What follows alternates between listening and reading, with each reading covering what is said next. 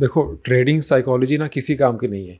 अब आप कहोगे कि सर आप तो ट्रेडिंग साइकोलॉजी पे ही सारी वीडियोस बनाते हो, आपकी पूरा यूट्यूब चैनल ही ट्रेडिंग साइकोलॉजी पे ही है।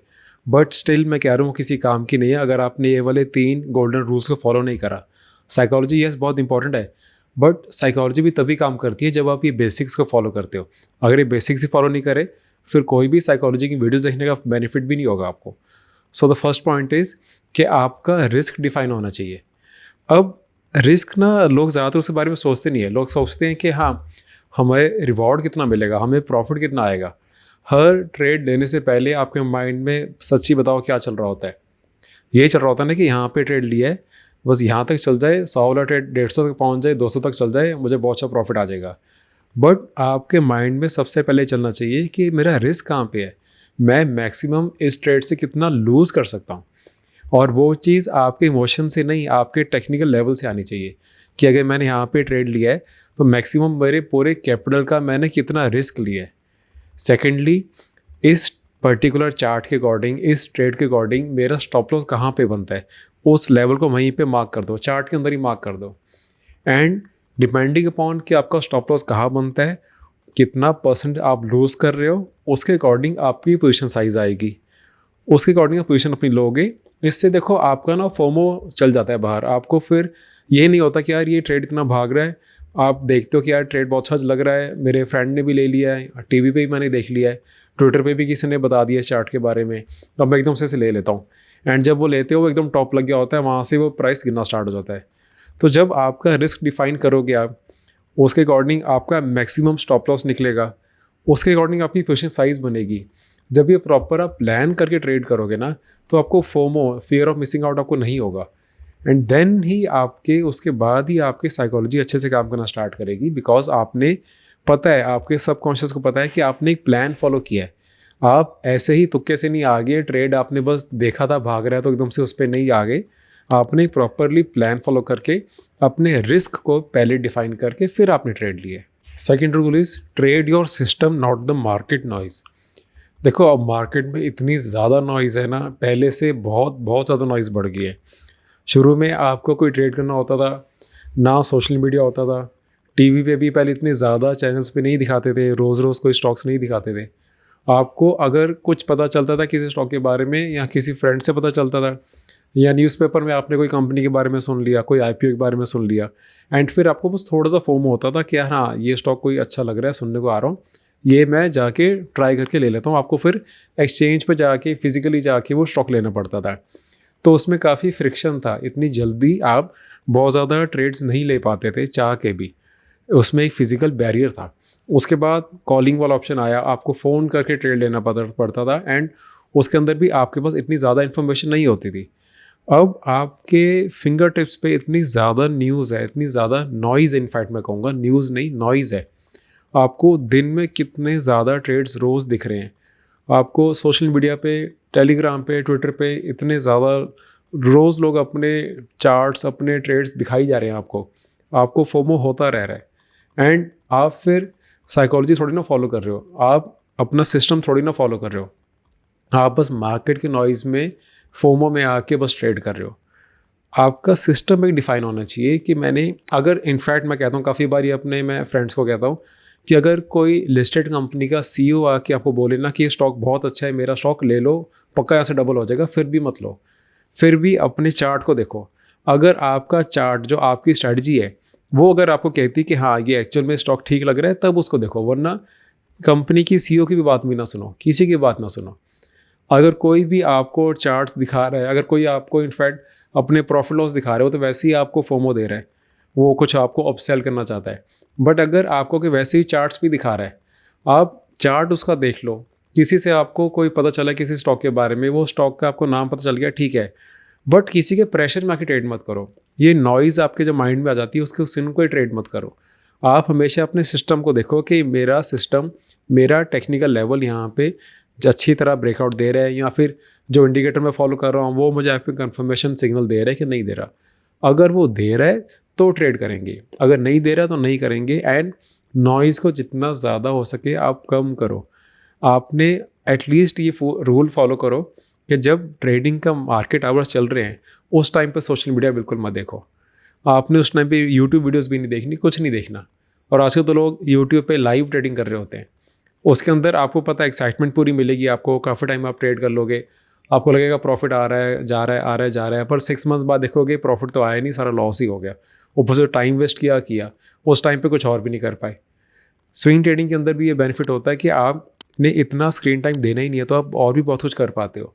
तो ये सब कुछ साइकोलॉजी वगैरह सब कुछ ही काम तभी आएगी अगर आप अपना सिस्टम फॉलो कर रहे हो, अपने इमोशंस को फॉलो नहीं कर रहे।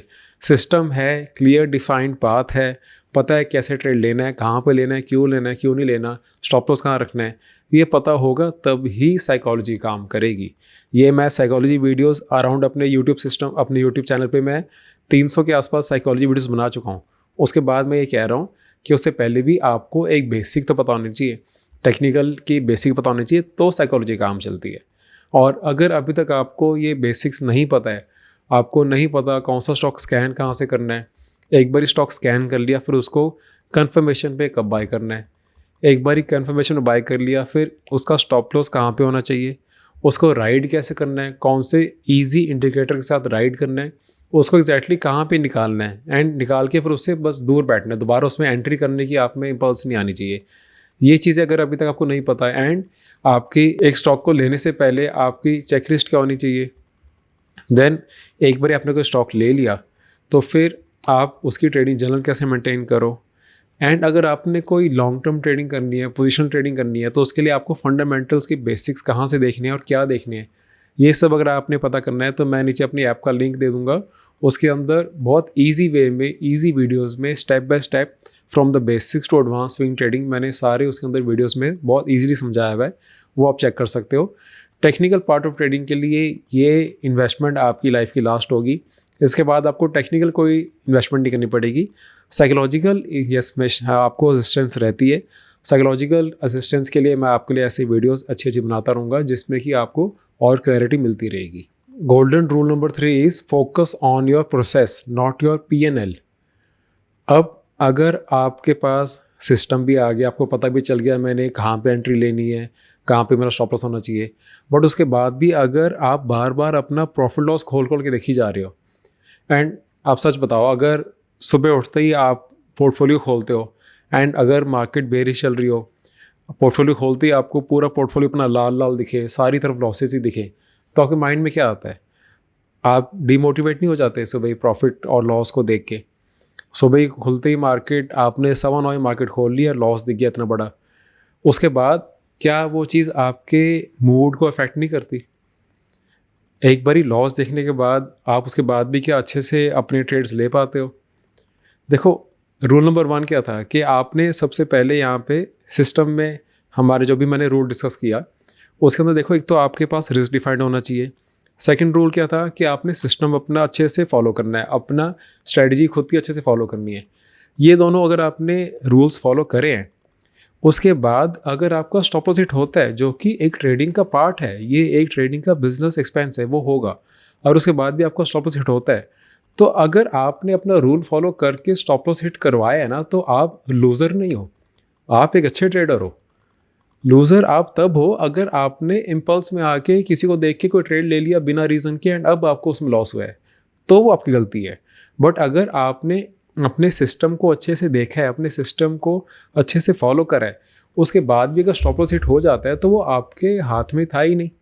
आपको खुश होना चाहिए कि मैंने अपना प्रोसेस फॉलो करा, मैंने डिसिप्लिन फॉलो करा, रिजल्ट क्या आया वो मेरे हाथ में कभी था नहीं वैसे भी, बट वो तभी होगा जब आप अपने प्रॉफिट लॉस पे फोकस नहीं करोगे।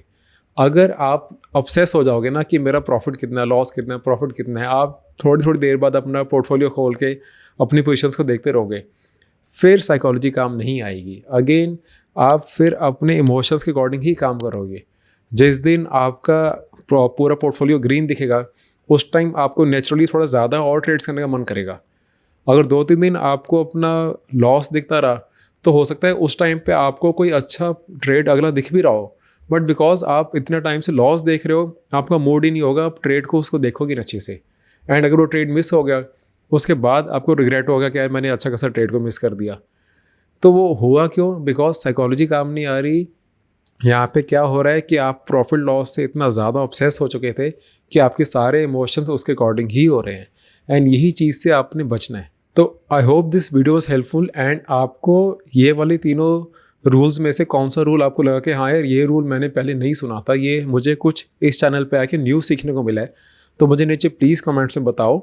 एंड अगर आपने अभी तक, देखो मुझे नहीं अच्छा लगता बोलना बार बार कि सब्सक्राइब करो, बट काफ़ी लोगों के मैसेज आते हैं, मुझे मेल आते हैं, इंस्टाग्राम पे डीएम करते हैं कि सर आपकी वीडियो देखने के बाद ना हमारी ट्रेडिंग बहुत ज़्यादा इंप्रूव हुई है, काश हम इसको पहले देख चुके होते हैं ऐसी वीडियोस को।